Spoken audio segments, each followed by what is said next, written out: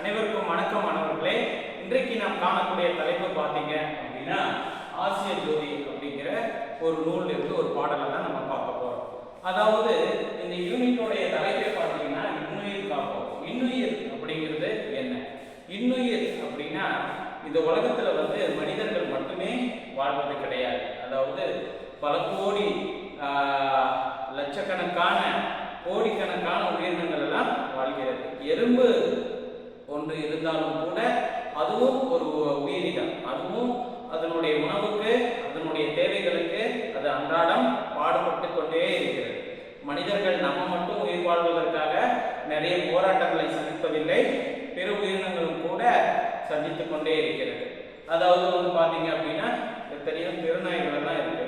இன்றைக்கு பார்த்தீங்க அப்படின்னா திருநாய்கள் தானே அப்படின்னு யாருமே அதை விரட்டி விட்டு எதுவுமே பண்றது கிடையாது. எத்தனையோ பேர் திருநாய்களை விரட்டி விட்டாலும் அதை விருப்பப்படாமல் இருந்தாலும் கூட திருநாய்களுக்கென்றே கூட ஒரு அமைப்புகளெல்லாம் இருக்கு.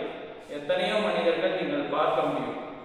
இந்த கொரோனா காலகட்டங்களில் மனிதர்களுக்கு எங்கேயுமே வெளியே போக முடியாதவங்களுக்கு உணவெல்லாம் கொண்டு போய் கொடுத்துட்டு இருந்தாங்க.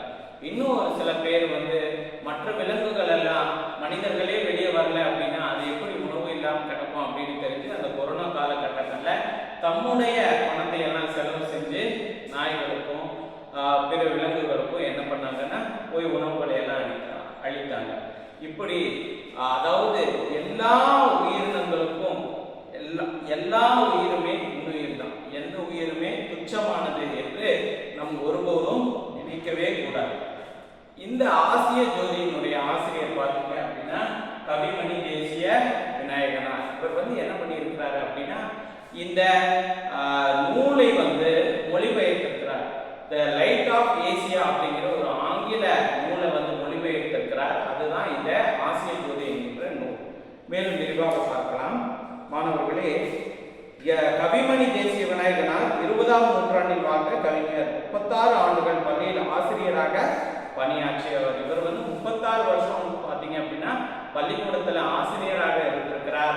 அது மட்டும் இல்லாம கவிமணி அப்படிங்கிற ஒரு பட்டமும் பெற்றிருக்கிறார்.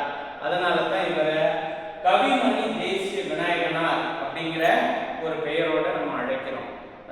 நன்றாக புரிந்து கொள்ளுங்கள். கவிமணி என்பது இவர் வாங்கிய பட்டம். புரியுதுங்களா? அதன் பிறகு ஆசிய ஜோதி ஆங்கிலத்தில் உள்ள எவின் அர்னால்ட் என்பவர் எழுதிய லைட் ஆஃப் ஏசியா என்னும் நூலை தழுவி எழுதப்பட்டது. அதாவது இந்த நூல்ல என்ன சொல்லி இருக்கிறாங்க? ஆங்கில நூல். அதனுடைய ஆசிரியர் யாரு? எட்வின் அர்னால்ட் அப்படிங்கிறவர் தான் இதை எழுதியிருக்கிறார். இந்த லைட் ஆஃப் ஏசியா அப்படிங்கிற நூலை அதை தழுவி தமிழில் தழுவி எழுதப்பட்டிருக்கு.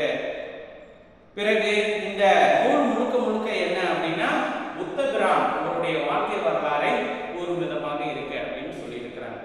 அதாவது புத்த சமயம் நம்ம எப்படி இங்க இந்தியாவில சைவம் வைணவம் இப்படி எல்லாம் சமயங்கள் இருக்கிறதோ அதே போல புத்த சமயம் என்பது இருந்திருக்கின்றது. அதாவது புத்தரை வழிபடுபவர்கள் அனைவருமே புத்த சமயத்தினர் அப்படின்னு.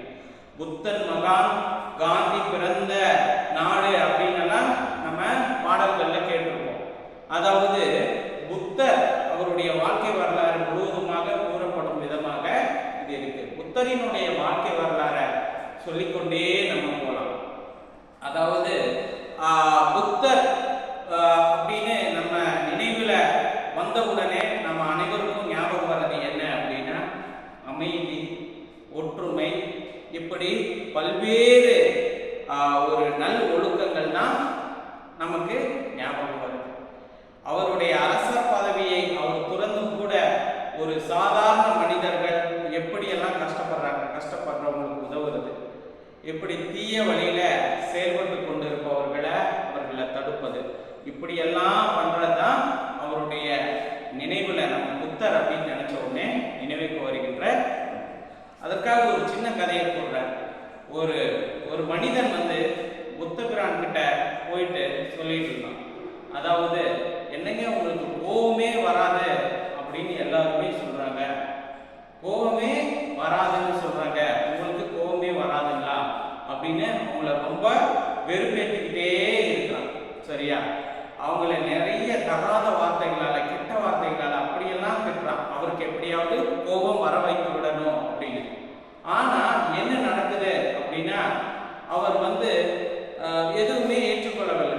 அப்படியே அமைதியாக நிற்கிறார். கடைசியில் அவனுக்கே பொறுக்கல, உங்களை இவ்வளோ நேரம் நான் திட்டிகிட்டே இருந்தேனே, உங்களுக்கு கொஞ்சம் கூட உரைக்கவே இல்லையா, நீங்கள் ஏன் அதுக்கு எதுவும் ரியாக்ட் பண்ணவே இல்லை அப்படின்னு கேட்கும் பொழுது அவர் சொன்னார், நீ ஒரு இடத்துக்கு போகிற, ஒரு பரிசு பொருளை நீ அவங்க கிட்ட கொடுக்குற, அவங்க அதை ஏற்றுக்கலைன்னா என்ன பண்ணுவேன் அப்படின்னு சொல்லும்போது அதை நானே எடுத்துகிட்டு வந்துடுவேன் அப்படின்னு அவர் சொல்கிறார்.